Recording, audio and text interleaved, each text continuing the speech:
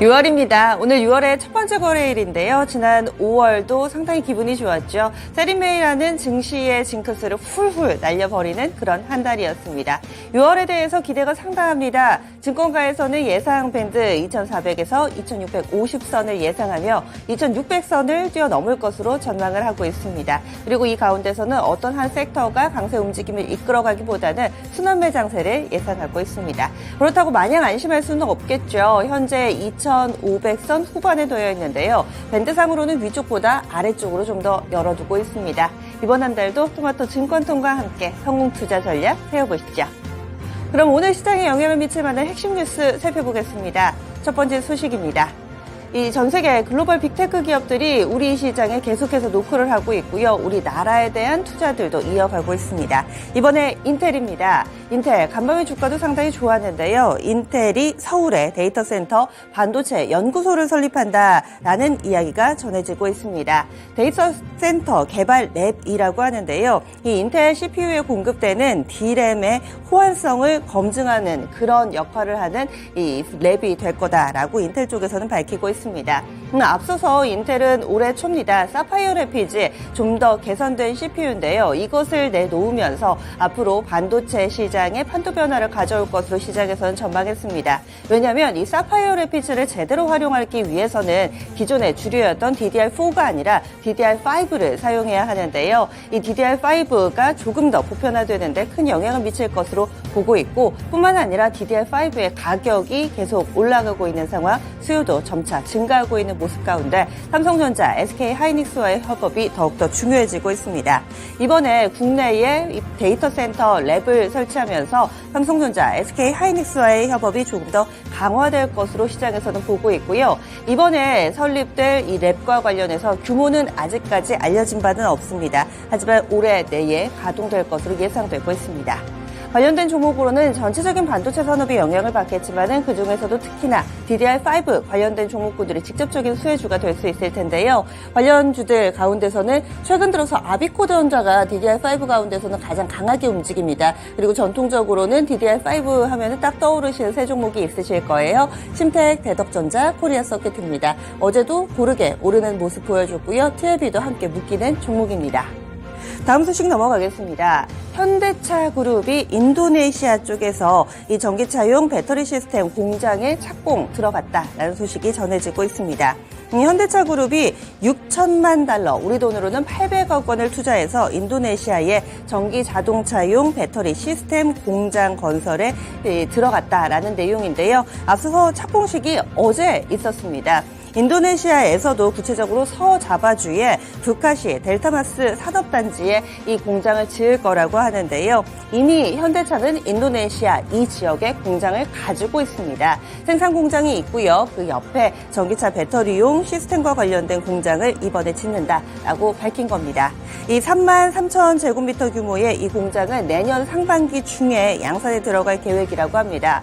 이 현대차 자동차 만드는 거 아니야? 배터리와 관련된 공장이라고 약간 의아하실 수도 있는데요. 배터리를 만드는 건 아닙니다. 현대자동차와 LG에너지솔루션이 합작해서 만드는 업체가 있는데요. 거기에서 만든 배터리셀을 일단 들여오고요. 이 배터리셀을 활용해서 모듈을 만들 거다라고 알려지고 있습니다.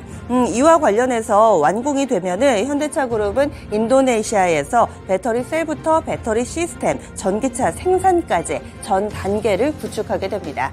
특히나 근래 들어서 인도네시아 같은 경우는 배터리셀의 필수 요소인 니켈의 최고 매장량을 보유하고 있는 국가로서 전 세계적으로 관심을 받고 있는데요. 인도네시아 쪽으로의 진출이 조금 더 활발해지고 있는 모습입니다.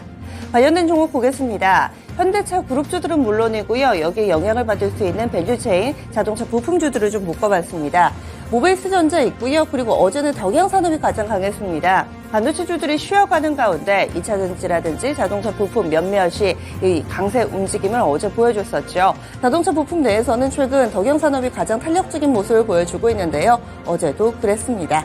이 밖에도 서현이와나 성우하이텍 그리고 삼보모터스도 관련된 종목으로 묶이고 있습니다. 다음 소식 보시죠. 전기차 무선 충전이 조금 더 빨라질 것으로 나타났습니다. 지금은 설치할 때마다 정부의 허가를 받아야 되는데요. 허가제가 아니라 인증제로 조만간 바뀔 거라고 합니다. 이르면 7월부터 바뀔 거고요. 이럴 경우에는 무선 충전의 저변이 확대될 것으로 업계에서는 기대하고 있습니다. 과기정통부에서는 이번 달에 행정 예고를 하고 다음 달쯤에 적합성 인증제도 시행을 계획하고 있는 상황입니다.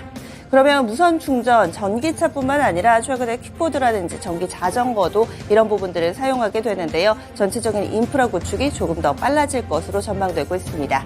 관련주 보겠습니다. 무선 충전하면은 바로 떠오르는 기업 디스플레이텍이 있고요. 그 밖에도 유라테크 어제 14%나 오름세를 나타냈습니다. 아모센스라든지 휴맥스 홀딩스 그리고 에스트래픽도 전기차 충전 관련주로 묶이고 있습니다.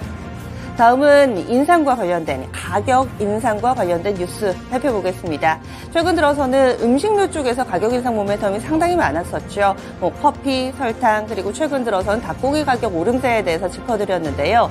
이번에는 시멘트입니다. 시멘트는 최근 몇 년에 걸쳐서 꾸준히 오름세를 나타내고 있는데 이번에도 올해도 또 올라갈 계획이 있습니다. 가장 먼저 시작한 것은 쌍용 CN입니다. 7월부터 일종 벌크 시멘트에 대해서 톤당 기존의 104,800원이었는데요. 119,600원으로 14.1% 인상한다고 밝혔습니다.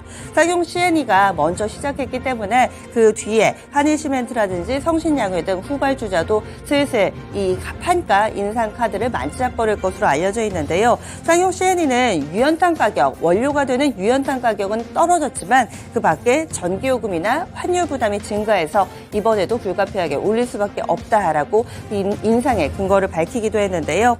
이에 따라서 계속해서 시멘트 가격은 올라가고 있습니다. 지지난해 같은 경우는요, 이 톤당 78,000원대였고요. 작년은 톤당 105,000원입니다. 올해 12만원 부근까지 이렇게 올린 상황이기 때문에 가파르게 30%가량 오름세를 보여주고 있습니다. 시멘트 가격, 판매 가격이 인상된다면 아무래도 주가도 오를 수밖에 없을 텐데요. 관련된 종목군들 정리하겠습니다. 이번에 인상을 발표한 쌍용 CN이가 대표적으로 있고요. 그 밖에도 성신양의 한일시멘트 등 움직임도 함께 보셔야 되겠습니다. 마지막 소식입니다. 간밤에 뉴욕 증시 점검해 보시죠. 3대 지수 나란히 밀렸습니다. 오랜만에 하락하는 모습을 보여줬는데 계속해서 부채 한도 협상 이 부분이 발목을 잡고 있습니다. 이 바이든 미국 대통령 그리고 케빈 메카시 하워드 의장의 이 협상만으로는 부족한가 봅니다. 그 다음 넘어야 할 길이 상당히 많은데요. 여기에 대한 우려가 재차 미국 증시의 발목을 잡고 있는 겁니다. 일단은 현지 시간으로 31일 오후 늦게니까요. 우리 시간으로 오늘 6월 1일 오전 중에 장중에 나올 가능성도 있습니다. 하원 표결에 들어갑니다.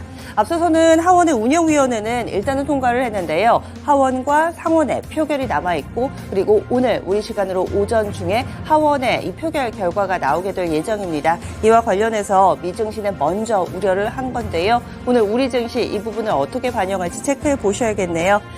그리고 특징적인 종목으로는 기술주들의 희비가 뚜렷하게 엇갈렸다는 점 보셔야 되겠습니다. 전체적으로는 안 좋았습니다. 특히나 대표적으로 요즘 엔비디아 먼저 보게 되시죠. 엔비디아 주가 같은 경우 큰 폭의 하락 움직임을 보여주면서 5% 정도의 약세 움직임을 보여줬습니다. 고평가 논란이 슬슬 시작됐습니다. 좋긴 좋은데 너무 많이 올랐다는 겁니다. 이런 지적에 엔비디아가 조정을 받으면서 다른 반도체주들도 대체로 약세 움직임 나타냈고요. 이런 가운데 기술주 중에 또 돋보이는 상승 움직임은 인텔 쪽에서 나왔습니다. 인텔은 실적 개선 전망을 내놓으면서 다른 반도체주들과는 조금은 다른 궤적을 보여주기도 했습니다. 이렇게 오늘 핵심 뉴스 살펴봤습니다. 오늘도 개장은 증권통과 함께 하시죠.